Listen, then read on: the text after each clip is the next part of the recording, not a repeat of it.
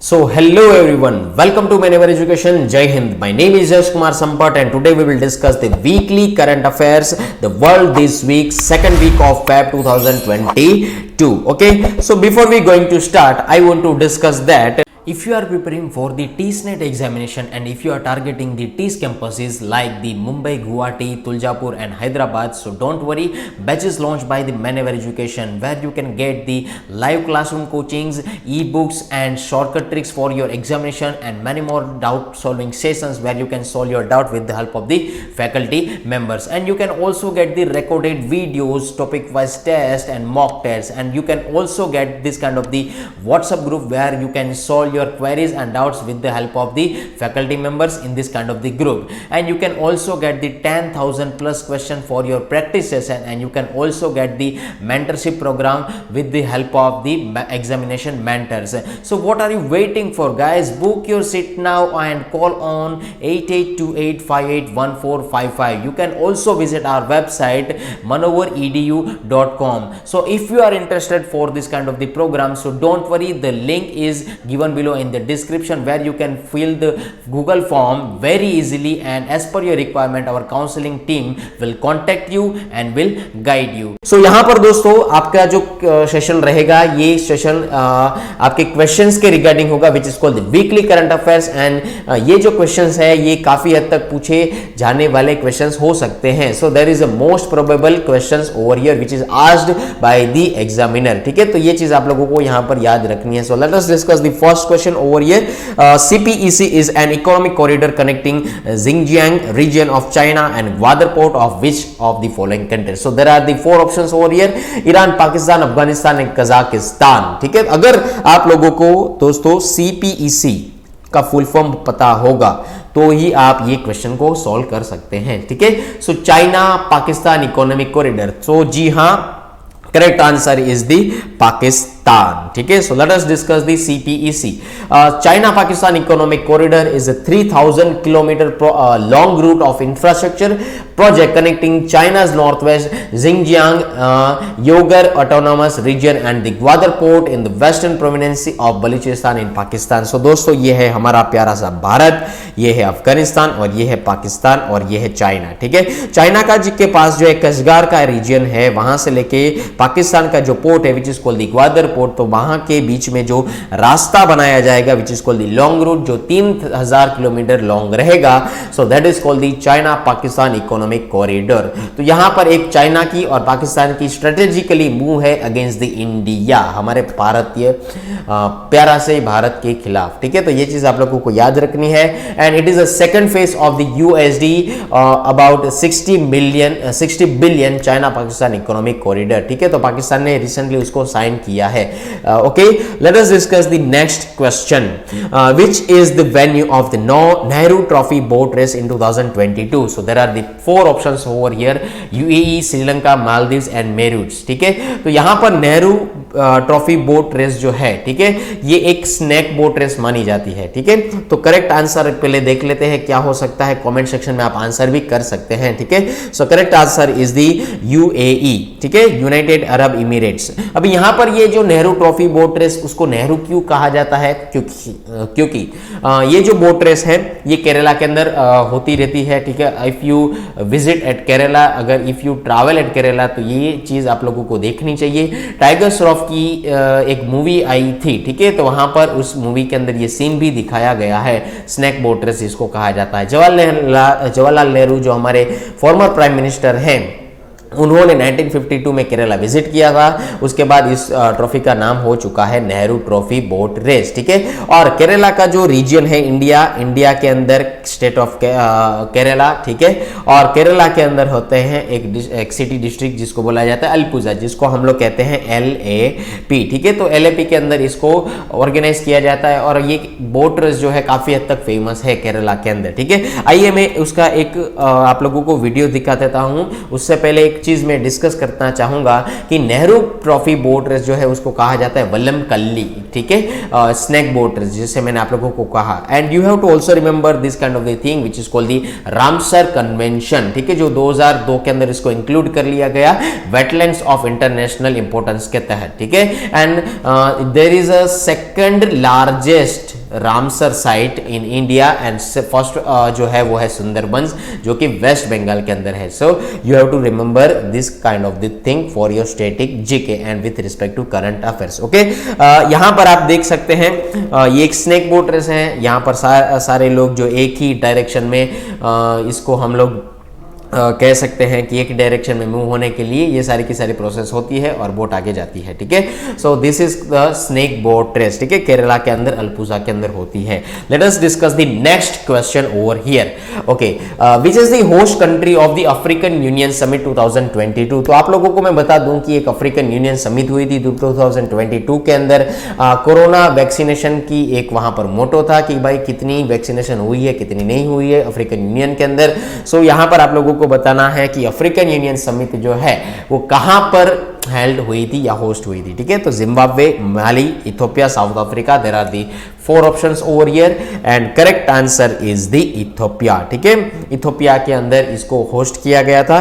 यहां पर आप देख सकते हैं कि the African union summit 2022 recently begin in the AU headquarters. कहां पर है दोस्तों? इथियोपिया के अंदर, जिसको बोला जाता है एडिस अबबा, ठीक है। ये चीज आप लोगों को यहां पर याद रखनी है। And the summit was held amidst a range of military corps and the corona virus pandemic in the continent, okay.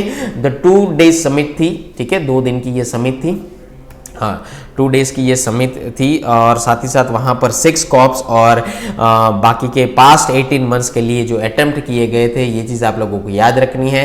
और वैक्सीनेशन के जो लो रेट्स है उसके बारे में वहाँ पर बात की गई थी। एंड 55 मेंबर्स ऑफ AU, ठीक है। अफ्रीकन यूनियन के कितने मेंबर्स आए थे दोस्तों? 55 मेंबर्स वहाँ पर आए थे। And it will press to push for a cease fire in host country Ethiopia where a 15-month war was has killed thousands of people and saved many more, ठीक है। तो यहाँ पर आप उसकी फोटो भी देख सकते हैं, ठीक है। 55 जो लीडर आए थे, अब कहाँ से दोस्तों? अफ्रीकन यूनियन से। सो यहाँ पर आप देख सकते हैं अफ्रीकन यूनियन का मैप, ठीक है। आइए देखते हैं next question. Sariska tiger reserve is located in which of the following Indian state of India, ठीक है। So there are the 4 options over here, Gujarat, Rajasthan, Punjab and Uttar Pradesh. सो यहाँ पर मैंने 2-3 दिन पहले ही आप लोगों को पूछा था कि सारिस्का टाइगर रिजर्व भी है और सारिस्का नेशनल पार्क भी है, ठीक है। तो सारिस्का नेशनल पार्क जो है वो कहां पर लोकेटेड है ये भी मैंने आप लोगों को पूछा था। And Sariska tiger reserve located in which of the following state, ये भी मैंने आप लोगों को ऐसे ही पूछा था, ठीक है। तो यहां पर क्वेश्चन आ चुका है, आप लोग करेक्ट आंसर मुझे कमेंट सेक्शन में दे सकते हैं, ठीक है। सो correct answer is the Rajasthan. तभी भी बहुत सारे स्टूडेंट्स से मुझे आंसर किया था कमेंट सेक्शन में और मैंने उनका रिप्लाई भी दिया था कमेंट सेक्शन के अंदर ही, ठीक है। So Sariska tiger reserve is located in the Rajasthan. और दोस्तों टाइगर रिजर्व जो होते हैं वो क्यों बनाए जाते हैं कि टाइगर की जो प्रजाति है उसको हम लोग अच्छी तरीके से एनहांस करें, हैबिटेट एटमॉस्फेयर प्रोवाइड करें, एक हैबिटेट मैनेजमेंट टाइगर्स के लिए बनाएं और साथ ही साथ यहाँ पर उसकी जो पॉपुलेशन है उसको हम लोग वाइल्ड लाइफ सेंचुरी में बढ़ाने की कोशिश करें।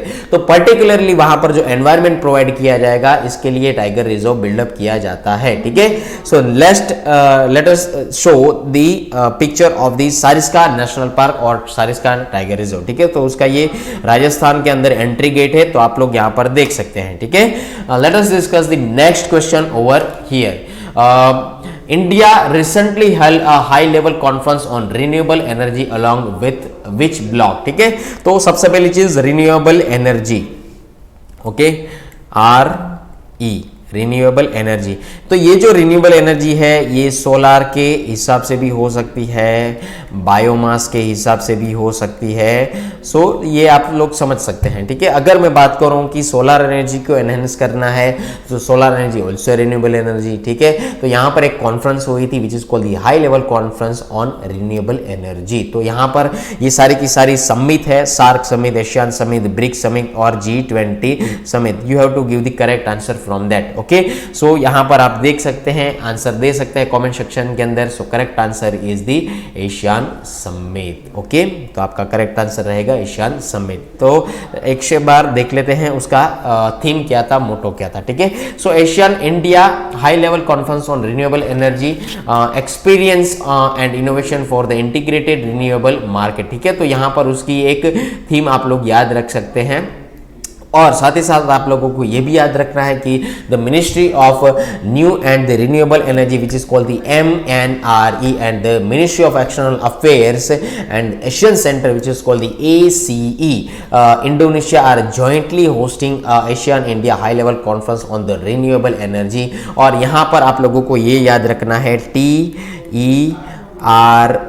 ठीक है, टेरी। तो ये जो टेरी है उसका भी आप लोगों को स्टैटिक जीके के हिसाब से क्वेश्चंस पूछे जा सकते हैं, which is called the energy and resource institute. और उसकी थीम याद रखे, experience and innovations for integrated renewable markets. Okay, let us discuss the next info which is regarding the ASEAN. तो व्हाट इज द एशियन? ठीक है, it stands for the association of South East Asian nations, is a regional organisation which was established to promote political and social stability amid rising tensions among the Asian Pacific post colonial states। ठीक है, Asian Pacific post colonial state के बीच में जो tension create होता है which is called the politically aspect और social aspect, तो वहां पर स्टेबिलिटी लानी है, तो ये है आसियान। ठीक है, उसका मोटो है one vision, one identity and one community. ठीक है, तो ये चीज आप याद रखें। और एशियन सेक्रेटरीट कहां पर है? जकार्ता, इंडोनेशिया के अंदर। सो एशियन समिट के अंदर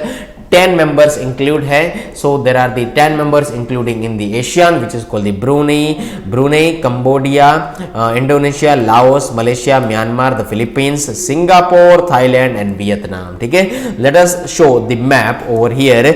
Myanmar, Thailand, Cambodia, Malaysia, Singapore, Indonesia, Brunei, Vietnam, Laos and Philippines. ठीक है, तो ये आप लोग स्टैटिक जीके के हिसाब से ये सारी की सारी चीजें याद रख सकते हैं। Okay, let us discuss the next question.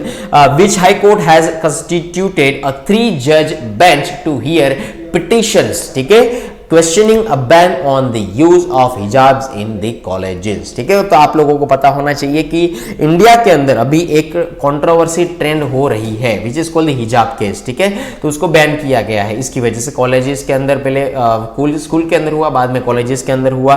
ठीक है, तो कौन से स्टेट में हुआ था? तो भारत का जो हमारा प्यारा सा स्टेट है which is called the Karnataka. ठीक है, तो वहां पर ये सारी चीजें हुई थी। तो correct answer is the Karnataka. यहां पर आप देख सकते हैं high court of Karnataka and the हिजाब केस। तो ये एक हिजाब क्या है? एक ट्रेडिशन है हमारे मुस्लिम भाइयों का, भाई बहनों का। तो यहाँ पर उन लोगों को ये ट्रेडिशन है, पहनावा होता है। तो यहाँ पर ये कंट्रोवर्सी आप लोगों ने देखी होगी, बहुत सारे आर्टिकल्स भी पढ़े होंगे, बहुत सारे वीडियोस भी देखे होंगे। अभी देखते हैं क्या आगे हाई कोर्ट का डिसीजन आता है। ठीक है, so Karnataka high court chief justice constituted a 3 जज bench including himself to hear a batch of petitions questioning a ban on the use of hijab in a few pre university colleges in this state. ठीक है, तो ये चीज आप लोग यहाँ पर याद रख सकते हैं। आप लोगों को मुझे कमेंट सेक्शन में ये बताना है कि कर्नाटक का कौन सा रीजन है, कर्नाटका का कौन सा रीजन है जहां पर ये सारी कंट्रोवर्सी हुई है अभी। ठीक है, तो ये आप लोग कमेंट सेक्शन में मुझे आंसर दे सकते हैं। ठीक है, I am waiting for your answer in the comment section and I will give reply in the comment section. Okay, so let us discuss the next question over here. Scientist from which country achieved a milestone in nuclear fusion energy by generating 59 megajoule of sustained energy. तो दोस्तों मैंने आप लोगों को एक news बताई थी which is called the टोकामेक। ठीक है, टोकामेक। तो टोकामेक क्या था? टोकामेक रिएक्टर था। ठीक है, तो ये कौन से साइंटिस्ट ने कहा है कि we achieved milestone in the nuclear fusion energy. ठीक है, which is called the 59 megajoule of sustained energy. तो यूएसए ने कहा, चाइना ने कहा, इंडिया ने कहा या यूके ने कहा? सो correct answer is the United kingdom. ठीक है, अभी देख लेते हैं न्यूक्लियर फ्यूजन प्रोसेस क्या है। सबसे पहली चीज, अभी दोस्तों 2 तरीके की प्रोसेस मैंने आप लोगों को पहले भी समझाई थी। एक तो फिजन होती है, दूसरी होती है फ्यूजन। जो फ्यूजन होती है वो सन के अंदर होती है, न्यूक्लियर फ्यूजन प्रोसेस होती है where we can generate the electricity or where we can generate the power generation over here with the help of the nuclear fission process. ठीक है, तो पहले फ्यूजन समझ लेते हैं कि there are the two isotope of the hydrogen which is called the deuterium and second one is the tritium and which is a light nucleus over here. ये दोनों जो न्यूक्लियस है आगे जाकर ज्वाइन होने की कोशिश करते हैं और हम उसको ज्वाइन करते हैं, ठीक है, सन के अंदर ज्वाइन होते हैं और वहां पर दो से तीन तरीके की हमें प्रोडक्ट मिलती है, ठीक है। तो जब भी ये ज्वाइन होते हैं तो हमें एक हैवी न्यूक्लियस मिलता है which is called the helium. After that we can also get the neutron and after that we can also get the some kind of the energy, ठीक है। तो ये एनर्जी है, उसी की वजह से सन जो है इतना हीट प्रोड्यूस कर पाता है और इतना लाइट प्रोड्यूस कर पाता है। So that is called the fusion process and it is called the natural process. And if we talk about the nuclear fission process, so where we can in the nuclear fission process where we can get the nuclear waste also, ठीक है, in the fission process। तो fission process क्या है, वहां पर हमें जो particles है उसको बाद में सेपरेट करना है। यहाँ पर हम लोग ज्वाइन करते हैं, वहां पर हम सेपरेट करते हैं, ठीक है। तो ये चीज आप लोगों को याद रखनी है। तो scientist in the United Kingdom have achieved a new milestone in the producing nuclear fusion energy of imitating the way energy is produce in the sun, ठीक है। तो यहाँ पर मैं आपको बता दूं कि 1 kilogram of the nuclear fusion, 1 kg of the nuclear fusion fuel, ठीक है, उसको अगर हम लोग प्रोसेस करते हैं तो we can get the energy about the 10 million times, okay, from the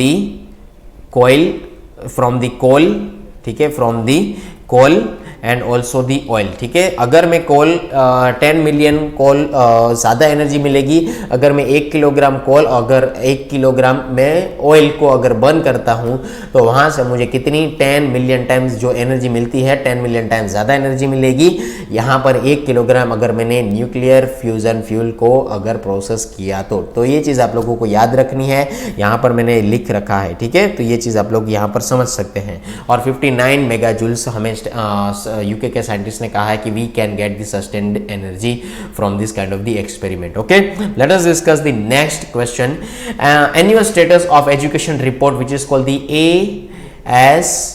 ASER is published by which of the following institution? NITI Aayog, प्रथम foundation, ministry of education and ministry of women and child development. तो सबसे पहली चीज समझ लीजिए कि ये जो रिपोर्ट है ये एजुकेशन रिपोर्ट है, ठीक है। तो यहाँ पर आप लोगों को पहले चीज ये समझनी चाहिए।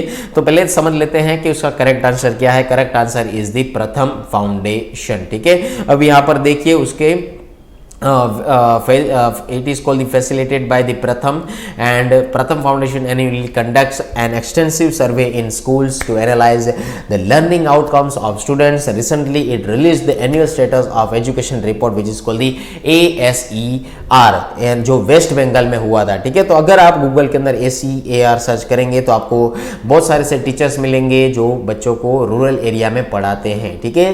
पेड़ के नीचे पूरे के पूरे बच्चे बैठे होते हैं, वहाँ पर बच्चों को पढ़ाया जाता है इसी प्रथम फाउंडेशन के तहत, ठीक है। So as per the report the basic reading and numerical abilities of the school children in West Bengal have reduced during the कोविड-19 विदाउट क्लासरूम्स, ठीक है। तो दोस्तों मैं एज अ टीचर आप लोगों को ये भी कहना चाहूँगा कि कोविड-19 का जो सिनेरियो था वहाँ पर जो स्कूलिंग का जो सिस्टम था वो पूरा का पूरा डिक्रीज हो चुका था, क्लासरूम बंद हो चुके थे कोविड-19 के दौरान। तो उसके दौरान वहाँ पर बच्चों की जो मेंटल ग्रोथ होनी चाहिए वो काफ़ी हद तक रुकी हुई थी, ठीक है।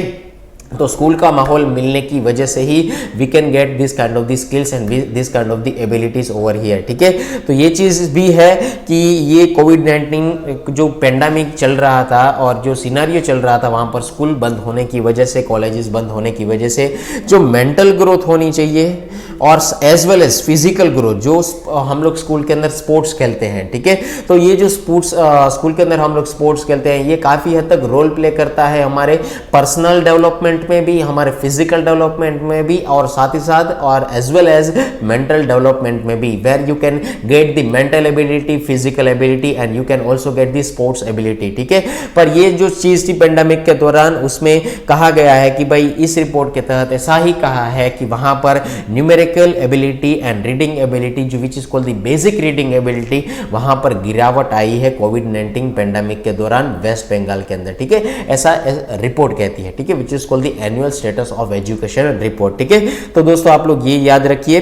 नेक्स्ट क्वेश्चन को डिस्कस करते हैं। India first bullet train station will come up eight which place, ठीक है, कहां पर आने वाली है, ठीक है। पुणे, अहमदाबाद, मुंबई और सूरत, कहां पर आएगी? आप कमेंट सेक्शन में मुझे डाल सकते हैं क्वेश्चन का आंसर, ठीक है। सो correct answer is the Surat. The Mumbai Ahmedabad bullet train project will be India's first bullet train route, while Surat city will get India's first bullet train station, ठीक है। तो बुलेट ट्रेन कहां से कहां तक की है? मुंबई से अहमदाबाद की है दोस्तों, पर बीच में जो स्टेशन आते हैं वहां पर जो सूरत है वो पहला सिटी है जहां पर बुलेट ट्रेन का स्टेशन लगाया जाएगा, ठीक है। और वहां पर उस प्रोजेक्ट की जो कॉस्ट आएगी वो करीब आएगी ₹1 lakh crore, of which ₹88,000 crore will be funded by the Japan international cooperation agency, ठीक है। जिका, आप लोगों को ये चीज याद रखनी है, ठीक है। जापान इंटरनेशनल कॉर्पोरेशन एजेंसी, ठीक है, जिका जिसको बोला जाता है। Let us discuss the next question. World Unani day is observed on 11th February every year to mark the birth anniversary of whom, ठीक है। हकीम अजमल खान, हकीम सैयद जिलुर रहमान, हकीम शमशुल अफराक एंड हकीम अनीस अहमद अंसारी, ठीक है। यहाँ पर आपको 4 ऑप्शंस दिए गए हैं। Please right it down the correct answer in the comment section और आप गेस कर सकते हैं। सो कौन सा आंसर हो सकता है दोस्तों? Correct answer is the Hakim Ajmal Khan, okay. So यहाँ पर आप देख सकते हैं 11 फरवरी को हकीम अजमल खान जी के नाम से ये दिन ऑब्जर्व किया जाता है, which is called the world Unani day, ठीक है। यहाँ पर आप लोगों को ये सारी चीजें याद रखनी है और ये एक एमिनेंट इंडियन यूनानी फिजिशियन थे, ठीक है। ये चीज आप लोग यहाँ पर याद रख सकते हैं। Next question, who has been appointed as a chief justice of Madras high court recently? Madras high court के चीफ जस्टिस कौन अपॉइंट हुए हैं आप लोगों को बताना है। मुनीश्वर नाथ भंडारी, विक्रम सोबती, रोशन सिंह एंड विनीत कुमार वर्मा, ठीक है। सो करेक्ट आंसर हो सकता है मुनीश्वर नाथ भंडारी, ठीक है। ये है उसकी फोटो। So justice of the Madras high court Munishwar Nath Bhandari had taken over the active chief justice of the Madras high court after the transfer of justice Sanjib Banerjee the Meghalaya high court in November last year, ठीक है। तो आप लोगों को सिर्फ यही याद रखना है फॉर योर स्ट्रेटेजी के point of view, high court Madras high court के चीफ जस्टिस कौन नियुक्त हुए हैं या अपॉइंट हुए हैं? मुनीश्वर नाथ भंडारी, ठीक है। Let us discuss the next news. Which country is the host of one summit which was seen in news recently? कौन सी और कंट्री ने वन समिट को लॉन्च किया है या होस्ट किया है, ठीक है। US, France, Russia, China. So correct answer is the France. अभी ये वन समिट है, उसका पोस्टर समझ लीजिए। 9, 10 एंड 11 फरवरी को हो चुका है और ये जो है फ्रांस के द्वारा ऑर्गेनाइज किया गया था and cooperation with the United Nations and the World Bank. तो ये चीज़ आप लोगों को याद रखनी है। And India also supported to the French initiative which is called the high ambitions coalition of biodiversity beyond the national jurisdiction. And हमारे प्रधानमंत्री साहब ने भी इसको अटेंड किया था, इस कॉन्फ्रेंस को, और कहा था India is committed to eliminating single use of plastic, ठीक है। ऐसा नरेंद्र मोदी साहब ने कहा था। ये चीज़ आप लोग यहाँ पर याद रखें। Let us discuss the next news. MUSC and Helioswarm, which were seen in the news recently, are associated with which space agency? ठीक है। तो ये जो 2 प्रोग्राम है which is also called the space mission, ठीक है, ये कौन सी एजेंसी के द्वारा फॉर्म किए गए हैं या तो कौन सी एजेंसी के द्वारा एसोसिएट होंगे, ठीक है। इसरो, जाक्सका, नासा और ESA, ठीक है। सो correct answer is the NASA, ठीक है। सो NASA has announced 2 new science missions which is called the multi-solute solar explorer and the HelioSwarm, ठीक है। तो यहाँ पर आप लोग याद रखें। एंड दूसरी चीज़ यहाँ पर उन्होंने ये जो मिशन है उसका एम क्या है स्टडी करने का, the sun's corona and the also measuring the magnetic field of the solar wind, उसकी मैग्नेटिक फील्ड जो है सोलार विंड की उसको मेजर करने का यही एक मुख्य उद्देश्य है। And the NASA earlier announce the largest observation done by the Parker solar probe on its way to the sun, ठीक है। और दोस्तों आप लोगों को मुझे ये बताना है कि रशिया की कमेंट सेक्शन के अंदर आप लोगों को मुझे ये बताना है कि रशिया की ऐसी कौन सी स्पेस एजेंसी है, ठीक है, और उसका नाम आप लोगों को मुझे कमेंट सेक्शन में डालना है। रशिया की कौन सी स्पेस एजेंसी है, ठीक है। जैसे कि इंडिया की है इसरो, नासा की अमेरिका की है नासा, तो रशिया की कौन सी है ये आप लोगों को मुझे कमेंट सेक्शन में बताना है। Is it clear? Done. Late us discuss the next question. The 45th International Kolkata Book Fair will start from 28 February 2022. The focal theme country this year, ठीक है। तो फोकल थीम जो है कंट्री की वो कौन से कंट्री की रहेगी, ठीक है, म्यांमार, बांग्लादेश, भूटान या पाकिस्तान। सो करेक्ट आंसर इज दी बांग्लादेश। यहाँ पर आप फोटो भी देख सकते हैं बांग्लादेश, ठीक है। तो 45th international Kolkata book fair will start from February 28 and will go on till March 13, ठीक है। 28 फरवरी से लेके 28 फरवरी से लेके 13 मार्च तक ये चीज़ रहेगी, ठीक है। तो ये चीज़ आप लोग यहाँ पर याद रखें। Let us discuss the next one. India's first commercial scale biomass based hydrogen plant will come up in which state, ठीक है। उत्तर प्रदेश, मध्य प्रदेश, राजस्थान और Gujarat. So correct answer is the Madhya Pradesh. Biomass based क्या होता है कि there are the some kind of the waste, living beings जो होते हैं उसके वेस्ट होते हैं, ह्यूमन बींग्स जो है उसके भी वेस्ट होते हैं, ठीक है।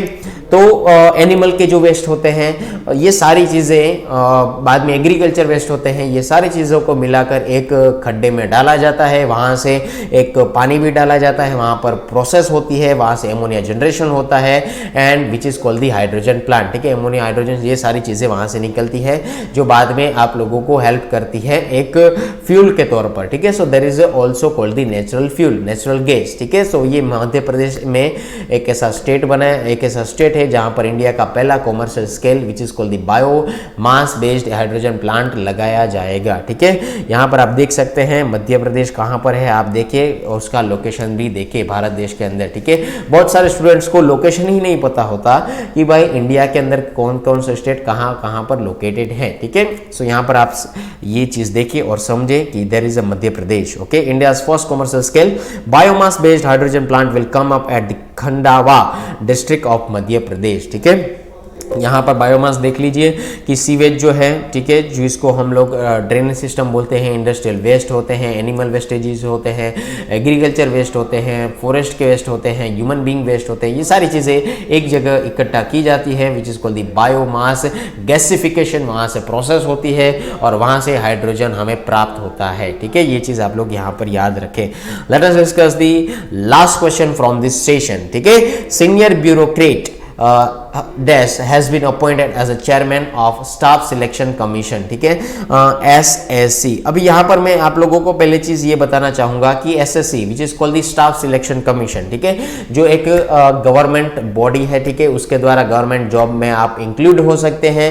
एक एग्जामिनेशन होती है और उसके अंदर इनकम टैक्स की एग्जामिनेशन होती है, कस्टम ड्यूटी की एग्जामिनेशन हो सकती है, यानी कि वहाँ पर आप लोगों को ये पोस्ट मिल सकती है और पुलिसमैन की भी एग्जामिनेशन होती है, ठीक है। सो शिव, उसके पहले बात कर लेते हैं कौन नियुक्त किए गए हैं चेयरमैन, ठीक है। बाद में मैं आप लोगों को एसएससी के बारे में बताना चाहूंगा, ठीक है। शिवकांत गौतम, विक्रमादित्य सिंह, एस किशोर और Rohan Verma. So correct answer is the S Kishore, ठीक है। यहाँ पर आप समझ सकते हैं, उसका फोटो भी देख सकते हैं, सीनियर ब्यूरोक्रेट एस किशोर, ठीक है।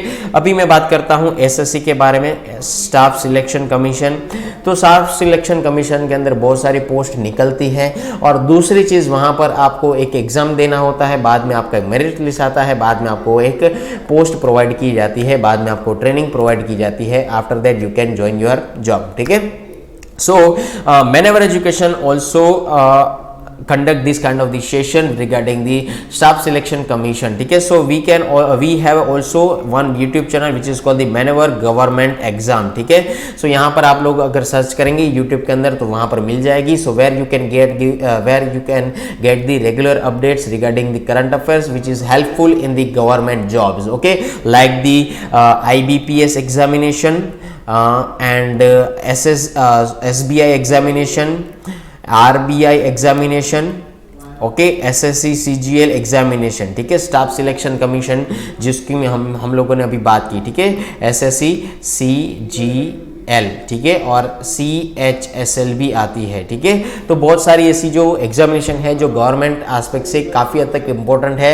And after the clearing your examination you can get the government jobs. ठीक है, with respect to the officer level and as well as the clerk level. ठीक है, सो यहाँ पर आप लोग फॉलो करें मैनवर गवर्नमेंट एग्जाम को और वहाँ पर रेगुलर अपडेट्स आती है करंट अफेयर्स की और उसको आप देखें. So it will helpful you in your examination. ठीक है, so that's it. And before we completion I want to discuss that if you are preparing for the TSNET examination and if you are targeting the TS campuses like the Mumbai, Guwahati, Tuljapur and Hyderabad, so don't worry, batches launched by the Maneuver Education where you can get the live classroom coachings, ebooks and shortcut tricks for your examination and many more doubt solving sessions where you can solve your doubt with the help of the faculty members. And you can also get the recorded videos, topic wise test and mock tests, and you can also get this kind of the WhatsApp group where you can solve your queries and doubts with the help of the faculty members in this kind of the group. And you can also get the 10,000 plus question for your practice session, and you can also get the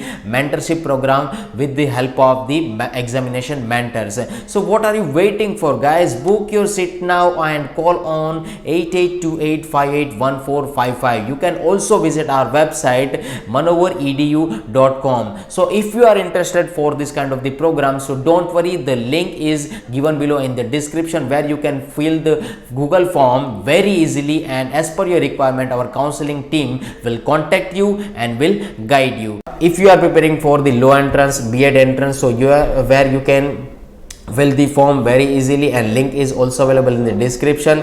And if you are the new family member of the Maneuver Education, so please subscribe our channel in the YouTube. And we have also social media platform where you can get the regular updates. And we have also 3 centers over here in the Mumbai, Borivali, Vasai and the Dadar. So you can visit our center also, and you can visit our website also. So please prepare your current affairs with respect to static GK as per your examination level. ठीक है, so if you like this session, so please like the session and share the session and subscribe the channel if you like this session and appreciate this session. ठीक है, so please share this session with your friends, family members and colleagues where all the members are preparing for the examination. ठीक है, जो examination prepare करता है उसको आप share भी कर सकते हैं अपने फ्रेंड सर्कल के साथ. ठीक है, सो आज के लिए दोस्तों इतना ही. नेक्स्ट सेशन में मिलेंगे, तब तक के लिए अच्छी तरीके से पढ़ाई कीजिएगा. थैंक यू, जय हिंद, बाय बाय.